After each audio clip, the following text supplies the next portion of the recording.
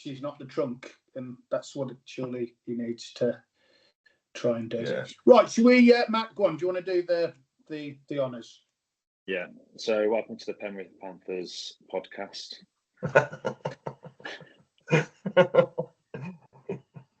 We'll get done for copyright for that. Welcome to the Rugeley Rugby Club podcast. Well, that, I mean, yeah, we clearly we are. If we're saying welcome to the Penrith Panthers podcast, passing off is definitely something that's an issue, I'm sure. I mean, whether the Penrith Panthers have actually trademarked their kit, I'd be surprised. But I've seen a few other rugby clubs with very similar kits. It's just a coincidence, though, isn't it? You know, their colours seem to be very similar to our historic colours. Yeah, no. So the reason why we picked these colours for our kit is the red is the red symbolises our original, because we set up by miners and they're from Wales, and they had like a red Welsh kit, like a replica Welsh kit. And then the gold was our colours for many, many years, up until probably about our 50th or 60th anniversary, where we went back to the other traditional colours, which are original colours of green. And it just so happened that those colours in that order are exactly the same as the Penrith Panthers. So I can't tell if that's legit. That's the problem. I'm like, the green and the gold I'm on board with, but no, I'm on board with it. I'll take the history lesson. So me and Matthew sort of grew up here in various sort of what would we call them, tales or myths of, and that was one of them about the red top. I'm pretty certain that Matthew's uncle Billy told me that story many years. When we got a red tour, went on tour in a red tour top to, can't remember where that was, and that was the story I was told. So it was a throwback to. That's no questions here, no lies. Like imagine like any club, when they first start out, it's whoever buys the kit picks the colour, and I imagine it's the same with most teams ever, and people just, after a few years, people just think it's the kit you've always played in. If we start playing in black, in 10 years' time, everyone just assume you played in black, won't they? In Staffordshire, there seems to be a weird, we started playing in green, and everyone's in, when I say we started, they copied us. I mean, I think we probably copied everyone else, but lots and lots of teams playing green, don't they? And gold.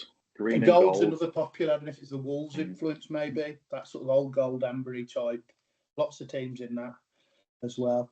It's half the reason we turned to green, to be fair. That's every team was in gold, so we swapped to green to be different, and then everyone seemed to be in green. I mean, I've always liked the gold. I think the gold looks sharp. It's like green I've seen everywhere, but I don't know if that's because I kind of grew up with Lichfield, and then Lichfield, it was like go for watch Leicester Tigers, so it was like, every rugby team that we want to watch plays in green and red, to be fair, but I've always liked the gold ones. I think that looks sharp. So I think if you put a poll out to our players, I reckon they all prefer the gold kit. Or I'd say all. I'd say the majority prefer the gold. To be fair, the feedback on this black one, like, to be honest, it was a nice kit. I thought it looked dead smart at the weekend, and like everyone seems to be buzzing off it, like both in the group and like even publicly. Like, I was showing my mum and dad, and they were like, "Yeah, no, that looks dead smart." So, yeah, I think we might have to wear it at the weekend. I just think it might just be lean into that a little bit. So in Burton, who were playing a white with a black sash, I don't think. No, you're saying we should go green. Yeah, I think you've got it at home, haven't you? Especially if we've got two.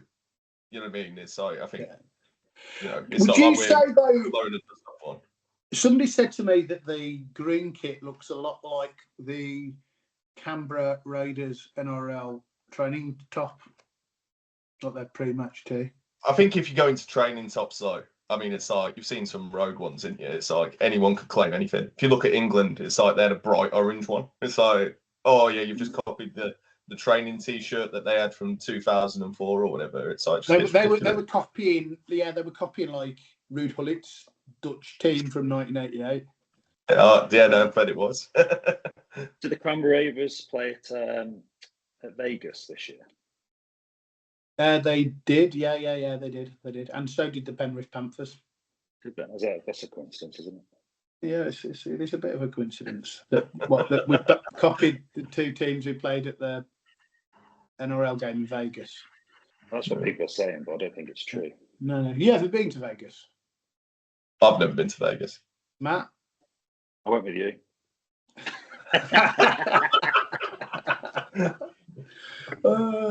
For another time, we'll tell the story of that trip, including the highlight of that trip being the trip to the Area 51 Alien Centre, which if you ever get the opportunity to go, all I would say is don't. It's a petrol station 100 miles from Vegas, with not very much else there. I've got What made you from choose there. that of all the things you could do in Vegas? Like, it feels like you're in, like, you've got, you know, the Grand Canyon, 3 hours away. Like, you've got the Strip that, to be honest, can probably satisfy most days. Like, but no, let's go stand at a petrol station. Was that the? Yeah, it's kind of connected to that, isn't it? we were at the Hoover Dam, and I think it was still a good few hours drive to the good bit of the Grand Canyon. Right. So we had a car, and we just decided to go on a road trip. Ah, fair enough. That's all right then. It was a good I thought trip. our recruitment was really scraping the barrel, and we're like, see if anyone was like mopping about. For some of our players, you probably could get from that garage to Area 51. It was on that day, and we'll mention this person later. Another of our fellow rugby players, Ashley Jenkins, was on the trip, and we ended up in this sort of American diner, which was like a real old school type place, but it was, compared to Vegas, it was like 10th of the price. So we all know, the coffee comes out straight away, and he says, "Oh, I just want a bacon sandwich," and the woman said, "Well, there isn't really. That's not an option." So in the end, she said, "You do serve bacon with these dishes here," and so he ordered a dish that was called Eggs Your Way, but asked for it without eggs. The woman just couldn't comprehend. The waitress just could not comprehend. So he said, "I just want everything else apart from the eggs." She's like, "Well, how do you want your eggs?" She's like, "I want them." I don't. Non-existent. No. I want them off the plate. Eggs your way with no eggs. And to be fair, they did actually serve him his. They served that for him in the end. The American. Yeah. Winds me up though, because it's like sometimes I've seen things like that, and it's like you clearly got the ingredients. Like, let's not do the dance. Like, a bacon sandwich, there ain't many ways you can get it wrong, is there? If you've got bacon, you've got bread. Surely you're done. Whereas it's like, if they're going to make you order something and change it, they might as well have just given you what you wanted in the first place. Like, what she said we can have, there's bacon on this dish and there's toast. So you can, and there's butter, so you can make it yourself, which is fair enough. But then it was the fact that she didn't want to serve it without giving him the eggs, which, It's like having a mixed grilled meat, isn't it, really? That's for another day. And the coincidence to that and our strip, it's just a coincidence. It's just that. For the reason. Any idea how Wednesday got on this weekend? Oh, I don't know. Why'd you ask? Just want to give a shout out to Don Weathers first, because I know he's a fan of podcasts. So we'll see if he's a fan of the Rugeley Rugby Club podcast. I know he does he was on the points as well. So I'm just looking it up now as to how Wednesday got on. Another shout out is to Paul Blakeman, big fan of the show. Yeah, he does. He does like it. Lad from Stone who told us to shove it on our podcast. Can we give him a shout out? Podcast this, I think, is what they said, didn't they? Yeah. They scored a try. Yes, I was like, yes, we will podcast it. We don't mind. We need content. Yeah, so unfortunately, because I think we do like Wednesbury, don't we? They lost 29-19 away to Newcastle Thirds. Yeah. That's not a bad result. It's probably a good trade for them as well, isn't it? Yeah, 10 points in it. It is, and I imagine the Newcastle, one of those teams that has a lot of students at this time of year who vanish. Perhaps the fixture computer wasn't that kind to them with that one. I don't know. It should tell me actually here whether, 15 Dominic Weathers. Oh, there you go. Yeah. Good man. Right then. So should we start with the second team game then, Martin? Because yours there. Yes. How did We were you playing Cannock in the game that we like to call El Chasico. We lost. I mean, it's the conclusion of this. I'm trying to build that up. We lost 29. Was it 31? 29? 29, wasn't it? 2 points, yeah. 2 points. We lost by 2. We lost by 2 points. I'll check it on our own socials. It was a close game. It was a really good game. We had good numbers, which was really encouraging. We had about 24, 25 players. We started extremely. We let 2 tries in the first 5 minutes. So that in some respects that was the game. And also I think we only kicked one of our conversions as well. So both of those facts sort of probably led to Cannock winning it. I mean, to be fair, they had a good game plan and kept sort of, running it straight. Their man of the match, Che White, is pretty, deadly from about 20 metres out. He's pretty hard to stop. We couldn't stop him, and he scored a good try or 2 and sent a few up as well. So they won, which is a shame because we sort of were feeling like we had the beating off them, but we didn't. The weird thing for a Rugeley team was all of the tries were scored by the backs from distance out, like some nice runs down the line, and we looked sort of really sharp with quite a young backline, albeit backline sort of spearheaded by 2 players who were known as F. Iber and P.E. Teacher, and that was just mystery appearances of comeback appearances, I guess you would say. They're going to play sort of social rugby this season of long-time stalwarts Jake Graham and Jordan Wood. So they both played well, and it was a good game. Good to see some young players make debuts, and I wouldn't take anything away from Cannock. They deserved their win, and it was a really good game. So I look forward to the replay at some point. Well, I say at some point later in the season. It's in the diary, whenever it is, April the 24th. So the thing they do in the Midlands leagues is whoever you play first is who you play last. So we've got them in a couple of weeks' time. So to see on that was just all the different people that were in it. It's you look at like a second team from last year. It was like, you've got your Staples, your Pinos, your Leones, and that, and it's good to see some others. And even with like Jacob and Jordan and that, it's like obviously they didn't really play for the majority of last season. So to get them back into it, if that's how they want their rugby to be, I think that's really cool to see them back involved. Yeah, and also shout out to the man of the match. We do the man of steel, or I think we call it in the second team. The tribal chief man of steel. So go for the point chief, man of the 1-3-5. This is new to the second team because they didn't have it last year. So we effectively we give out points each match to do our Player of the Season award, which is called the Tribal Chiefs Man of Steel Award, and we gave 1 point to Moses Ridgway.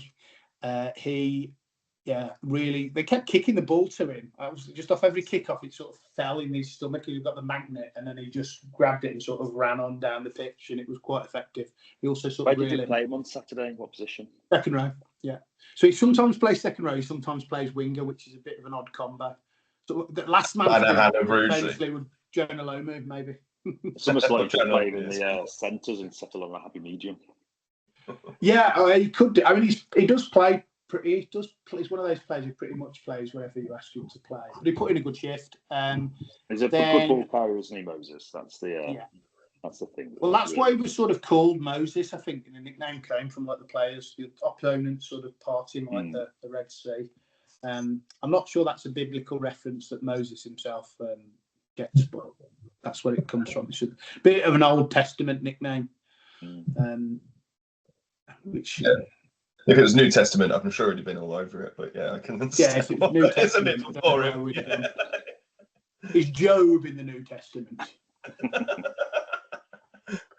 So that went really well, and then and I guess on one level, sort of almost symbolising the sort of that next gen type of player. The 3 points went to Robbie Smith, who it could have been a number of those younger guys actually. I mean, I thought Rory Underwood had a great match, a great performance, and so did Will. It was good all around. But yeah, Robbie was playing 15, scored a great try, pretty solid at the back, put in a good few tackles as well. So yeah, he deserved that. And then finally, the old warhorse himself, the silverback, Dave Black, rolling back the years, 44 years old. I think maybe even 45 on the next, maybe 40. Yeah, he's 45 now, 46 on the next birthday. Tight head prop. Very clever performance, because even when he got the upper hand against Cannockworth and got some new young props on, he played that well too, which, if you play a lot of second team rugby, if you've got the dominance in the scrum, which we had for the most part, not all the way through, you don't want to overdo that and make it go competitive or indeed injure your opponents, right? He did. I thought he managed that sensibly. As well. So well deserved. Probably because he's got a well rested job, hasn't he, Dave? So he hasn't got a.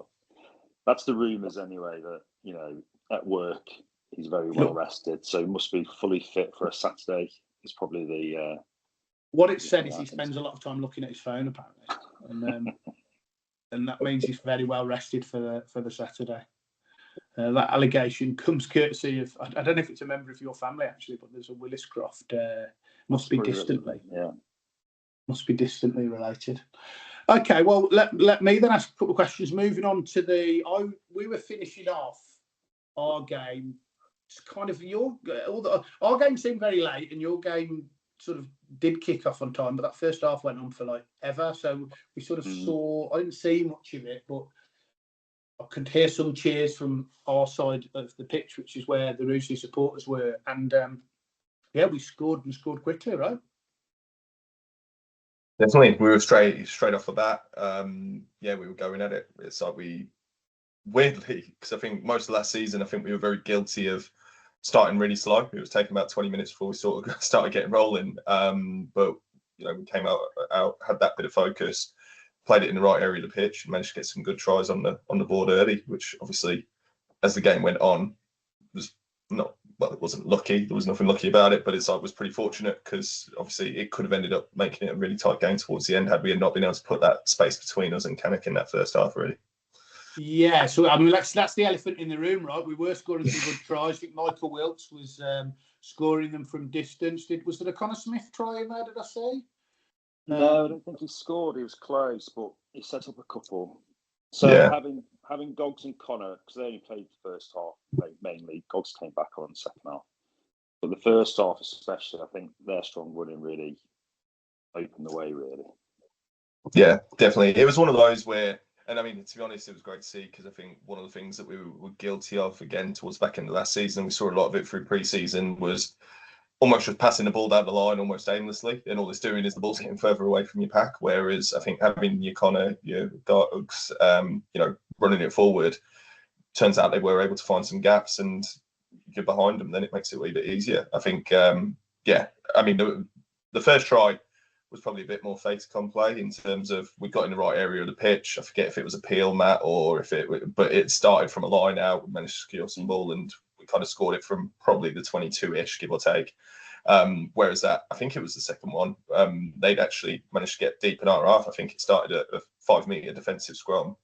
And then it might have been yourself, even Matt. Unfortunately, my head was behind Bailey at the time, but we managed to get a turnover, and Connor starts tearing it up the pitch. Or Goggs, I forget which one. I think they both had a similar sort of situation. Just to clarify, he prefers Michael these days, apparently.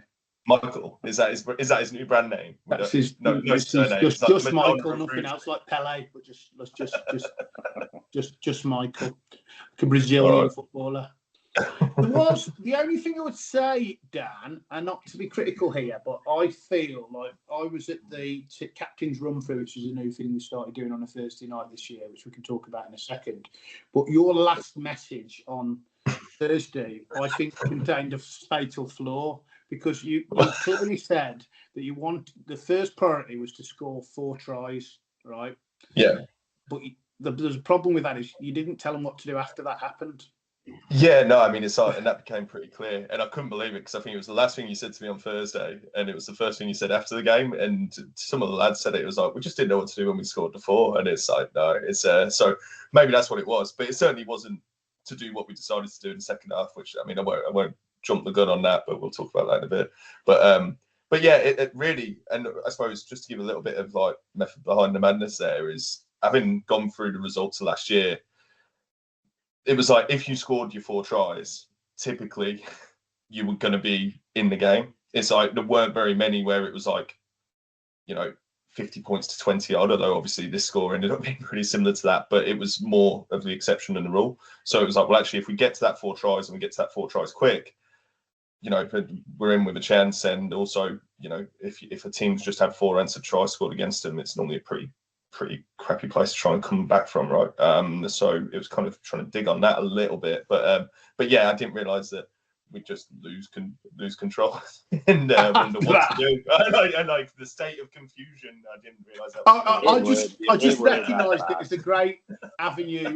What this club really stands for is taking the piss. So, like, I'd anticipated that might be a great piss-taking line actually on the Thursday, and then for it to that's why you didn't want to miss it.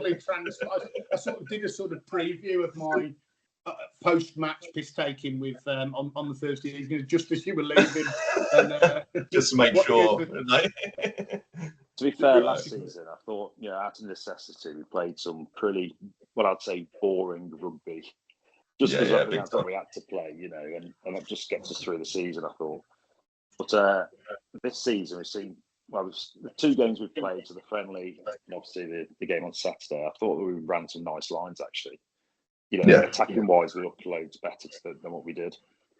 And defensively, we did. I know we conceded a lot of points, we'll get into the second half, but we scored our first 4 tries, and then we conceded a try right at the end of the game, end of the first half. But Lub charging through 5 meters away is always going to be difficult to stop him. I think we would have took that at the beginning of the day, wouldn't we?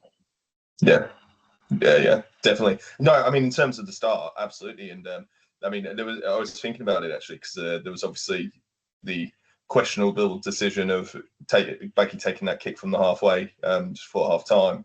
Which again, it was really just to try and get on top of them, and okay, well that's going to hurt as well if you're there, and and they're still taking the 3 points. Ironically, that's what gave them the restart to then get back down into our 22. So was it almost like a not time wasting, but like a time? There's only a couple of minutes left. Yeah. So actually, if we'd have stuck it in the corner, and we might have been able to get some more tries ourselves, or at least grind that clock down. But nevertheless, I think we'd have definitely took that first half any day. I mean, that lump from 5 meters out, it was it was strong, really. And to be honest, I don't know what your thoughts were, Matt, but I think from the restart, because it's an area that we've often been exposed, is that even if we do get points, we have to really dig deep to try and make sure that we don't just give them straight back. I thought we were pretty good, but that was probably the one example where we were a bit disarray. Loose ball goes, they end up getting a penalty because we're on the back foot. They managed to stick it in the corner, and there's a line out on our 5 pretty quickly. All of a sudden, they managed to work it from there. So it was kind of a little bit of our own doing, but they absolutely capitalised on it. But and then so let's deal with the second half. Did we score before the card started to flow or not? So there was a couple of key changes second half, you have to remember. So Goggs and Connor Smith both went off beginning of the second half. End of the first half, beginning of the second half. And Dan also went off and got some more young lads on the pitch. So there's 3 changes straight away to the team from the first half, which is the right thing to do, I think, And Goggs had a dodgy knee, came back on later on, but then Connor Smith had to go at half time. So that was instrumental, I think, in letting them back into the game a little bit. Yeah, definitely. That being said, I think so. I completely agree. Knowing that we always knew, and that there's something that I'll come on to a little bit about athleticism, and I think knowing what our bench looks like and so on and so forth, maybe that's a bit more of a consideration moving forward. But I think we did manage to get the first try after the half. It took a little bit longer coming, but I think we were about 10 minutes deep into it. We scored a try, but it was against the flow of play, certainly in my opinion. And then that's when craziness ensued for a short period. Well, some of these we can only get into this so much because some of these things are going to be subject to judicial proceedings, I think, on Thursday evening. But Dean got a straight red for a strike. I think the official rugby terminology is a strike with the fist. Yeah. Which, I mean, in all fairness, he did. I think there was a bit leading up to that, but obviously, I don't want to go and cause any controversy. But I think it was one of them. I'm sure we haven't got the referee's report yet, so we'll see what that says. But he punched somebody in the body. I think is that what he punched? Yeah, definitely. Yeah, and I think it's one of those where it's in the game. There's two things that have happened before that, but fundamentally, at the end of the day, he did punch him in the stomach. Certainly, from what I saw, there was no question of that. But I do think there was some mitigating circumstances, and it had gone on long enough. But I mean, obviously, we'll see what happens. I think the way that the rules are written, it's pretty hard for a referee if there is a punch not to give them a red card. And agreed. Deal how much it might be that the mitigation gets dealt with in terms of what the punishment Separately. is. But don't think the referee, when there is a punch, have got much discretion really, other than a red card. And so we're down to 14 men. I mean, we're in the ascendancy. We hope we can cope with that. Was Dean's at fullback as well? 3 minutes later. Yeah, well, I mean, that was a strange one, and to this, I mean, again, I know Matt, we talked briefly about this after the game, but if I was being hand on heart, I'm still not 100% which bid it was for, because it was for a high tackle, as far as I'm aware. And to be fair, I didn't think the tackle height was too bad throughout the game, but there were occasional ones that had ridden up, and it kind of, a penalty, and that was fair enough. But the one that it was, I'm surprised, was the one that attracted the red. But nonetheless, if it was deemed a high tackle, then it's deemed a high tackle. But the guy continued to run, so we'll find out. Yeah, this is my not my argument, but this is what, for me, where I was a bit miffed, really. So he's ran past, he's put an arm out, and he's caught him high, but not with force, because the guy stayed on his feet and ran another 40 metres up the pitch. I think he didn't seem that upset by it. Like, that was the bit that threw me. It was but there's a large reaction from the sidelines, which I think made it seem a lot worse than it was. And I thought it was a yellow card, if I'm being honest. I thought a yellow card we wouldn't have argued. So when he pulled out the red card, I was like, what? I thought it was off for 10 minutes, not for the rest of the game. No. Now, and again, of course, a bit like what I just said about the punch, you do, if there is a high tackle, they do start, certainly anything above the shoulders, if that's where you connect, you start with red and maybe work backwards. So again, we'll accept the decision, and we'll deal with the consequences afterwards. But we have to deal with the consequences immediately because we're now down to 13 men. Yeah. No, well, I mean, that was the mad bit about it. And weirdly, obviously, Dean playing fullback at the weekend, that's one of our back three gone. And then similarly, whilst, do we call him Jippo or Ashley on the podcast? Ashley Jenkins, yes. Oh, sorry, Ashley Jenkins. All right. Ashley Jippo. Yeah, no. So he's, whilst he was playing hooker, he's definitely one of the more athletic players on the pitch in terms of fitness and such. And so we definitely saw that. Canuck, rightly so, started kicking the ball. It got a lot looser. Started it to the extent, and we saw a bit of this certainly towards the end of last season, which was just throw it out wide, and I'm sure we'll find some space. And that definitely seemed to be the tactic as they'd kind of got the ascendancy in terms of players. And rightfully so, they managed to get a good couple of tries out of it. And I think, it's obviously they got 4 tries in the end, which gets them the bonus point. I think it did go a little bit against it. I think it was 3 in the second half, but it was 4 in total because lumps in the first half. So I think we probably still won that second half, because I think we did. Because we scored 3 tries in the second half. They scored 3 tries, and obviously, yeah. So I mean, in terms of maths, we did. I think. but it's but yeah, it was. Didn't feel like it. I No. only watched. I was on various. I did not play, but the second team game. I watched it in my kit. I was going to come on if needs be. So I was like, but I did in honour of my mentor and Rugeley Rugby Club legend Ronnie Griffiths. Even though I ran touch, I then went and had a shower afterwards with my friends. Well, So highlight of the day, isn't it? No. So I missed most of it. When I came out, they scored two of the two tries. Like, I was like, oh, I think that pulled it. And that was then that pulled it up to sort of 24, and it was whatever it was at that point. And I was like, oh, this could get. I mean, I remember us at home against Stone last season where they pulled it to within a score when we were massively in the ascendancy. And yes, but yeah, we brought Gogs back on, did we? Presumably the idea being behind that just to some tackling in the. He's an attacking. Well, that was the thing. I mean, it's like what we've said about Gogs right away from from certainly even the start of last season is that Gogs is probably worth up to 2 tries a game kind of thing. It's like when he turns it on and he finds if there's a loose ball and it's anywhere near him, he normally manages to get a decent return out of it. So getting him back on, I think, was useful. Also, and I suppose we should give a wee bit of a shout out to Jack Pryor because obviously it was his debut. I think, certainly in my opinion, I think that was probably try of the day as well. With how they had to cut it back and under the post, but then obviously he took one to the face where he'd got the wrong side of a kneecap, and so it seemed like the right time for Jack to come off. So Cogs went back on, and to be fair to that back line as well, obviously the ball starts with the pack, but we'd managed to. They ran a couple of moves, and certainly two of the tries had come straight from the training park in terms of, here's a strike move, let's get it through. And Gogs was one of the recipients of one of them. So, it just allowed us to bring that little bit of a structure in attack so that we could strike. And then on defence, it was just a wee bit more pace on the outside as well, because I think that's where we were lacking.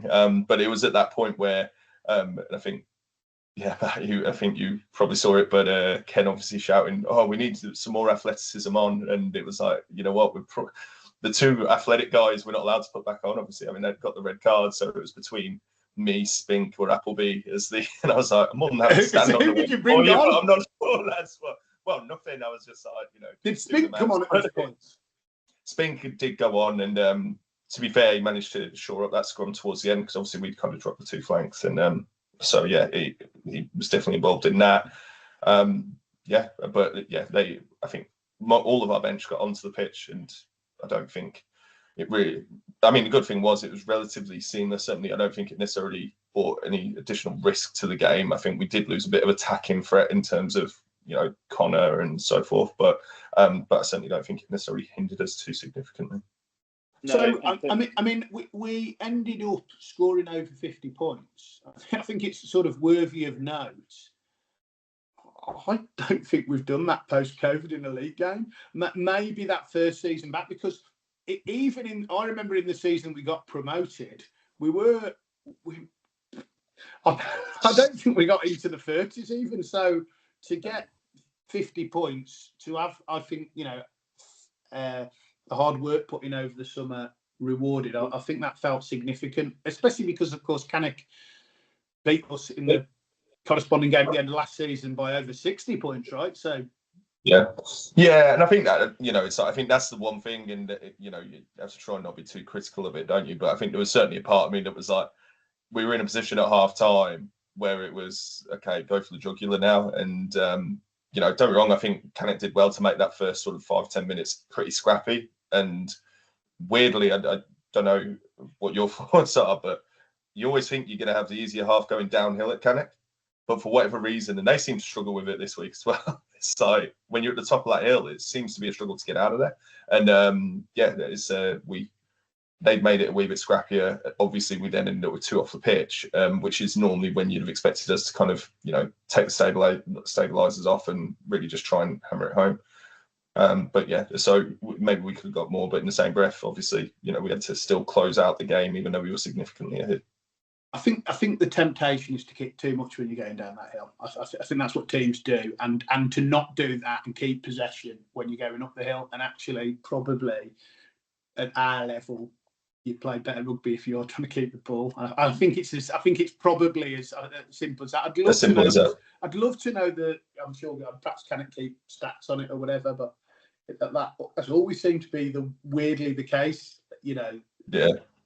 No, I like that. The thing I would say though, and I mean, I'm acting surprised, but based on some of the challenges we had last year, but I thought our line out went really, really well. Definitely on our side of the ball. I mean, it was nice to get airball myself again. Obviously, probably not so much for Matty and Ken, but having those free jumping options in the middle and actually being able to hit the back, there was a couple of peels that we managed to score off, and it seemed to be a pretty good source of ball, particularly in the early parts of the game where the scrum wasn't as reliable as perhaps it normally is. And I think that was credit to Canuck. I think they'd really put the pressure on us. I was just about to say that. A word for Canuck, they're going to be all right, aren't they? They've got some. We know them well. They've got some good players. They had a good few away. They're 10, 12, 15, 13 probably as well. I think they've got a nice little setup. They've got good runners in the forwards. They just haven't found out their game plan yet, which gets the strikers on the ball. I thought if they get that 15 on the ball more regularly, I think they'll be all over it. Yeah, he looks like a player, and I like the young guy in the centres too. 10's always been good, right? So and actually got some dominance in it, And they're pack strong, isn't it? They're going to get front football. Their eight's going to pick and draw. I think they'll be fine. Honestly, I think it's just a change of they've lost a couple of players, and I think the way that they played last year, we were talking about it earlier in the week in the lead up, was the problem is you can't just stop playing that way. It's like they were relying on big hit up in the middle and then playing off that, but without having that, they need to figure out the other way around it, which probably brings some of their forwards into the midfield. But I'm sure they'll figure that out. Well, they'll work it out, and the young lad that they brought in to replace him is, I've known him for a while. Watched him play a lot of touch rugby. Played second team last season. Quite a competitive lad. He hasn't got the size of Big Josh, but he's going to be a good player when he's a bit older, and who knows, perhaps even this season. So we'll see. Okay, so Man of Steel. So we've changed the name of it this year, maybe this week. We'll see. We won't explain. Don't explain. But it's the Nathan Cleary Man of Steel award. So, well, Matt, if you can do we'll. No, in fact, Dan, if you can start with he's pure sitting through his phone now, so you've got it. You put me on the spot. I know you've got the Man of Steel. Just give me a quick second. The 1 point. Yeah, so the 1 point was won by. I'm just flicking up on the. Kev Burt. Yeah, Kev Bertie. He's put 2 tries, didn't he? Yeah, and you know what? To be honest, with Bertie, he I know obviously you guys have known him for a lot of years, but I only really got involved kind of last year. And like he's always been a handy player, right? I know we dabbled with him at 8 and all that sort of thing, but I think it's probably the first performance where I've been like, wow, like from the start, he was just direct running, and I think probably between Benji and him, as far as running from the pack, I think they were probably your 2 most sort of devastating runners. I think a lot of people were obviously putting those efforts in, but in terms of actually going and making that groundage, they seem to be picking out the right players in order to be able to go and make an impact. So, but yeah, I think Bertie was good, and obviously his line out throwing, I'm sure, correct me if I'm wrong, but I think there was only 1 that was not straight, and like I say, I mean that's 50% of it being reliable ball. It's got to be career high stats for Bertie, that's for certain. If only one of them went wrong. He's a good thrower, isn't he? He's our best thrower in the club, I think. Bertie is, in all fairness. Yeah. Do you not like the old? I don't know if he quite does it like this anymore. Carl Johnson's old school method. No. I tell you what, like as a jumper, and I mean, it's like, to be fair, I've never been on the receiving end of it, but it just makes me feel nervous when I see it, because I'm like, what control is that ball got coming in? And to be fair, you know what? It's like he nails it. He's obviously figured it out, but it just makes me feel nervous. It's like, what if it falls off? Like, he ain't got massive hands. Like, what if he just drops? Like, strong wind. Well, you'll be able to see, anyone wants to see the Johns throw in their second team games this season, it'll be making appearances from time to time. Okay, so the 3 point, I think we've sort of done a bit of this, but Benji got the 3 points, Matthew? Yeah, another strong performance. I think he's a better player than he was, I think, last couple of years. Seems to be getting better The end of last season, I thought he was really good. I think he started the season the same way. So he's just aggressive. He's aggressive in the carry. I think we touched on it beforehand, which was we probably cut out at the beginning of the podcast. But as soon as he starts hitting space, he's going to be loads better. Not like maybe that will take something away from his game. I don't know, but he's just a good player at the minute. Definitely. Run through the walls, not the doors, or the opposite way around. Not the expression, or the hit the branches, not the tree trunk. I think. No, but Knocker will correct me on what he means. He's playing really impressively at the minute. He really is, to be fair to him. You know, and to be fair, he's kind of like studying a wee bit, like he in terms of the line-out. Except like I don't think, certainly from the conversations I've had with him, he's not necessarily used to going in the air, but he's definitely been. He's been useful there at that number 2 jumper, and I really liked. He shows up. Well, he was messaging me and Ken on Friday night. Oh, have you got any blocks that I can borrow? And so Ken kindly manages to blue Peter him some up, and he was like, oh, yeah, well, it's like it looks professional if nothing else. I don't know if anybody actually lifted on him, but you know what? He looked the gear. We bought some for the week ahead, by the way. So Danny, good job. Thank you. We've got because the ones I made were literally like. It was literally like a sheet of paper. Like, I don't think they'd have been much use for you, Matt. Apologies for that. And then, moving on. Finally, man of the match, and Canuck gave it. And we always respect the opposition picking the man of the match, and they always get the 5 points. I mean, poor old Gog's slightly unlucky not to get any of these points here with his 2 tries. No, you're not. He played 45 minutes. Fine. So who's the man of the match? Who's the man of the match then? So I think, it goes without saying, I think he got it in the reverse fixture last year as well, but Dave Bagnall, Baggy, so playing at fly half for us this year. Like I say, obviously got that kick from halfway, nowhere near as many views as last year's that he got at our place. But it's still on 5,000, by the way. So who knows? Wasn't the other one at 1.9 million by this? Yeah. was that the kick though? Or was that jumping into the paddling pool that got the 1.9? The water that gets in it. You need to splash him with water or something. It's always water. We might have to get the paddling pool ordered for this week. The paddling pool got over 1 million views, and the him in a boat got over 1 million views.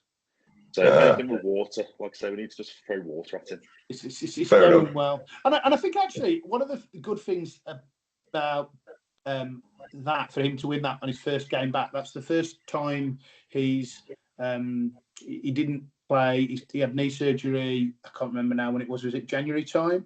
And January, February time, and therefore that's his sort of first game back. We, as you will know, with the Staffordshire Quantums, quite a lot of our players play rugby league during the summer, and he would normally do that. He decided that quite a bit of discipline not to go and play any rugby league this summer. Did play quite a bit of the Staffordshire Touch Rugby Series and trained all summer. I don't think missed a training session virtually. So I think vindication for his own approach to get back, get fit. And yeah, I mean, that kick deserves to go viral because blooming hell, that's from there. That's the halfway line behind him there, isn't it? The halfway line on the touch line. And I feel like I've got to claim a little bit of it because obviously it's like, I think we were already like 5 tries up at this point, and I just said to Baggy, like, "Do you fancy it?" And he's like, "You know what? Yeah, I do actually." And so he's got the tee, and you just hear Ken say, "Who the bloody hell said that you can make the decision?" And then I was like, "Oh no, I did."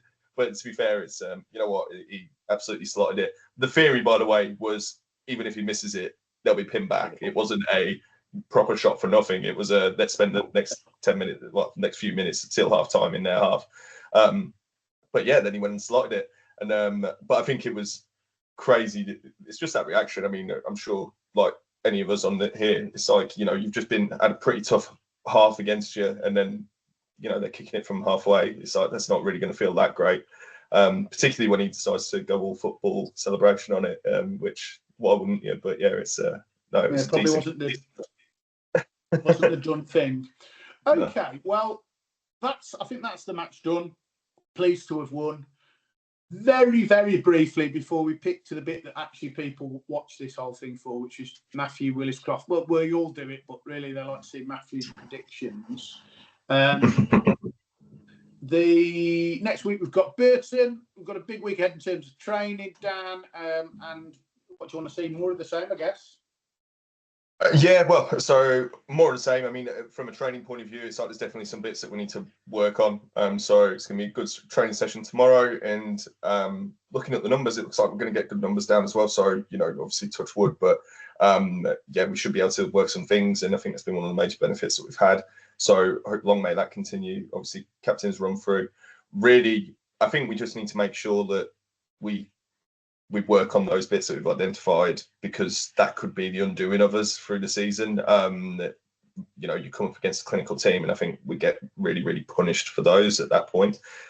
So hopefully we'll work on that. And against Burton, I know obviously they had a tough weekend last weekend, but again, depending on what's happening, it doesn't really mean anything game one, does it? So so looking forward to backing the only time we played them last season, they won, right? So you know, we got a walkover in the game, but they beat us, and it was a bit of a tough one to take, actually, that one.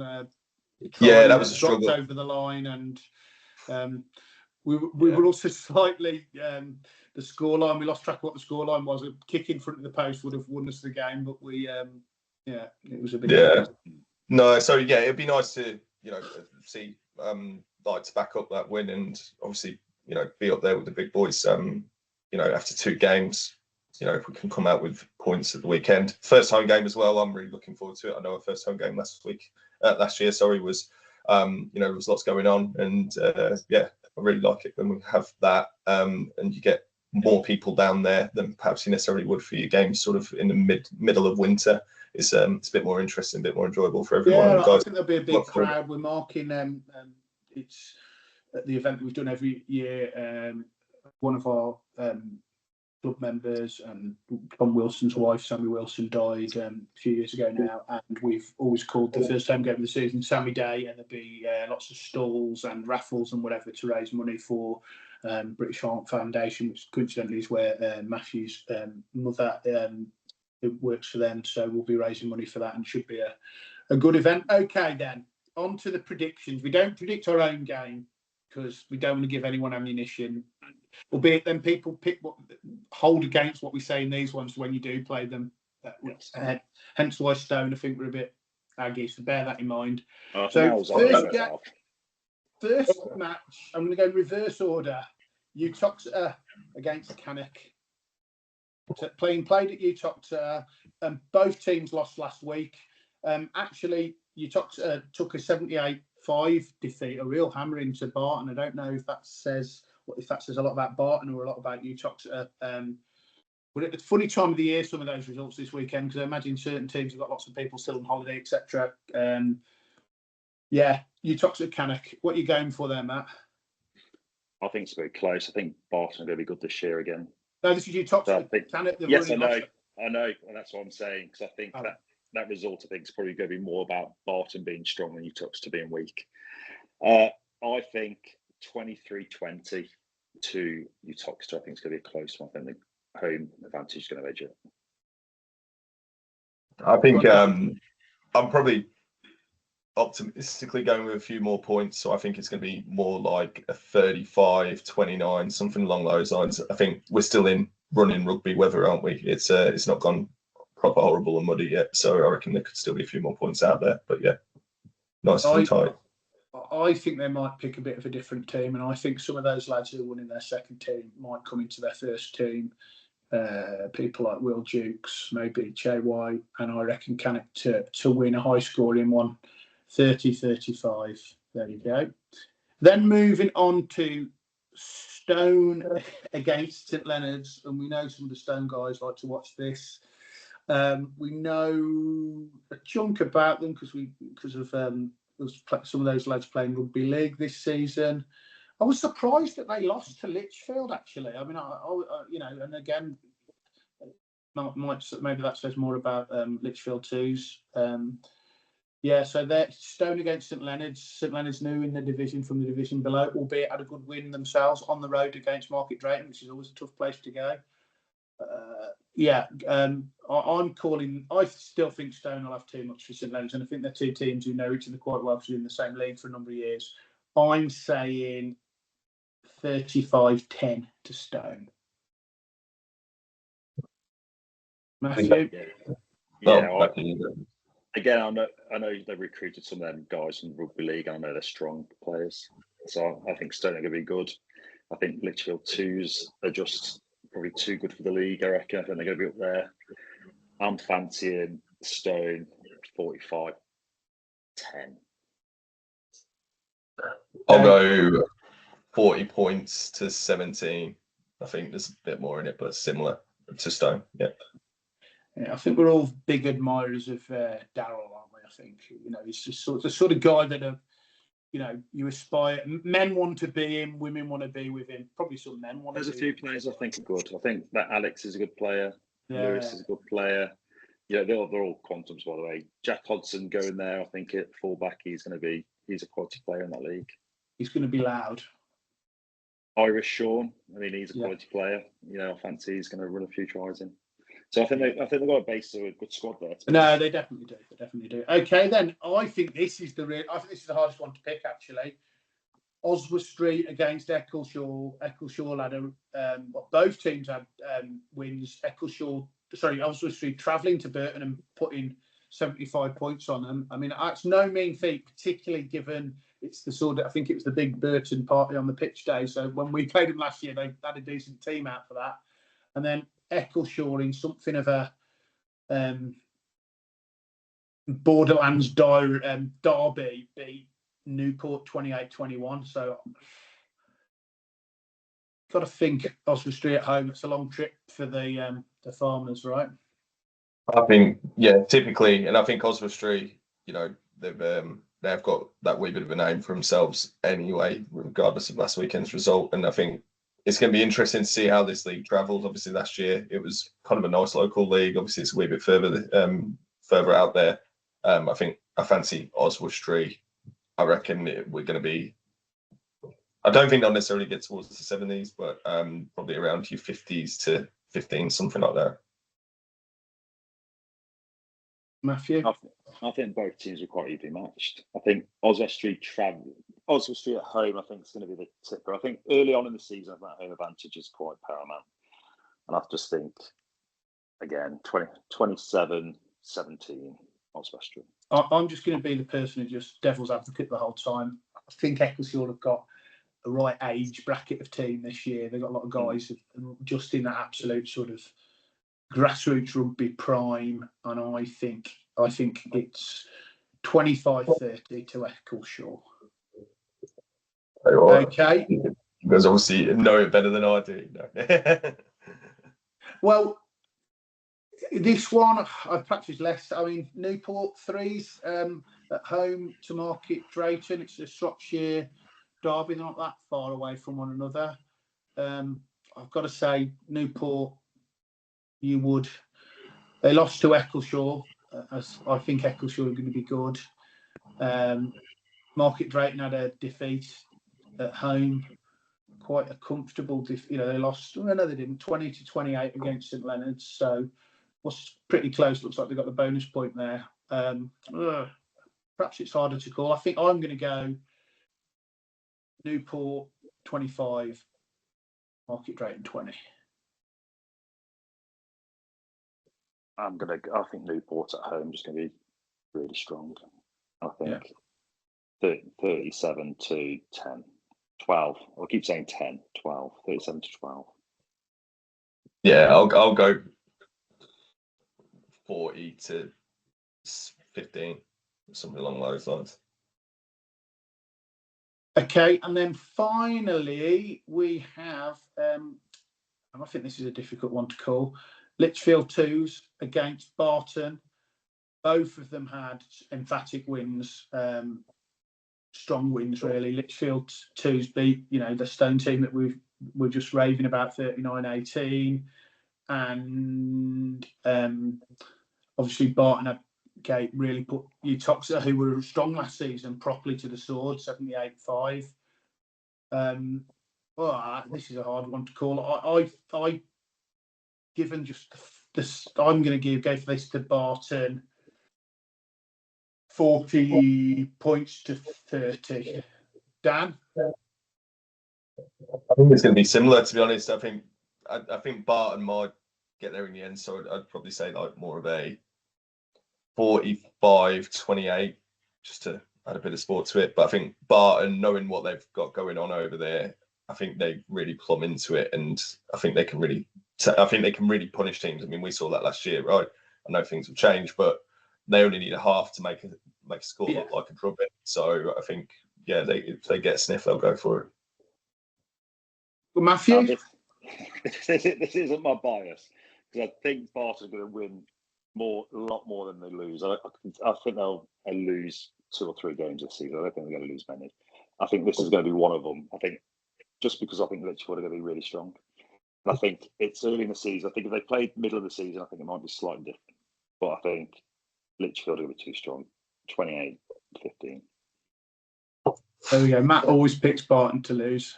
I don't, because I do think they'll win most of the games this season. I think they'll be, if they're not second, I'll be surprised this year. Well, they've done a Rugeley the last few years and been pretty good at coming third, which is good. Okay, well there we go. That wraps it up. We'll whether this will be out to encourage people to come to train on Tuesday. If you're watching it on Wednesday, make sure you get down on Thursday. Can I just say, if I've picked a team to lose and you're aggrieved, well, then you need to get all your mates to play and prove me wrong. It's your own fault if you lose. It's not mine. Yes. There's the title for the podcast. Just get everyone out, get all your mates to play, drag them all down and prove me wrong. Feel free. I hope you do. Good luck. Yes, I mean, it's not like you calling it to make any difference in that regard. Okay, well, listen, guys, we'll wrap it up there. It's been quite a long one, and we will hopefully do another one of these next weekend or after next weekend's game. We have got a big day planned at the club. We have got no second team game on. Want everyone to come down there. Kick off at 3 o'clock. We've got loads down there. I don't know if we're putting the slip and slide out, but we've got bouncy castles. We've got an appearance from Rugeley's premier mobile disco, aka Duncan Edwards, aka Funky Dunk, which spoils my payoff line here, aka Matthew calls him Dad, Duncan Williscroft on the 1s and 2s, which should be good. Get yourself down and see you all next week. See you Tuesday. See you at training. See you later. Right, we'll wrap it up there. Good. I'll try and get that on tomorrow morning. Yeah, nice one. See you in a bit, guys. See you tomorrow. Catch you in a bit. Bye.